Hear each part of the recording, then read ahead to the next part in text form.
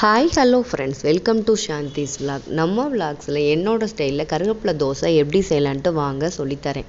நல்லா சுத்தமான கருவேப்பிலை ஒரு கைப்பிடி, அதில் அரை பங்கு கொத்தமல்லி, ஃப்ரெஷ்ஷான கொத்தமல்லி எடுத்துக்கோங்க.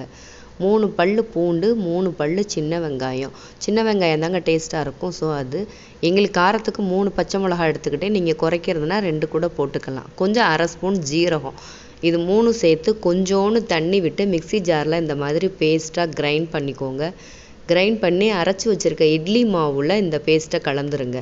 கலந்து நல்லா மிக்ஸ் பண்ணிங்க அப்படின்னா இந்த மாதிரி நல்லா க்ரீன் கலராக வரும் மாவு. இந்த மாவை எடுத்து இந்த தான் பதம் பாருங்கள், தோசை மாவு இந்த மாதிரி தான் இருக்கணும்.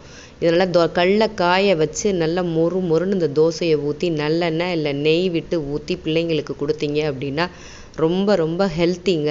கருவேப்பிலையை தனியாக கொடுத்தா பசங்க எடுத்து போட்டுருவாங்க. ஸோ இந்த ட்ரிக்கை ஃபாலோ பண்ணி குழந்தைங்களுக்கு கொடுத்து சாப்பிட்டு போடுங்க.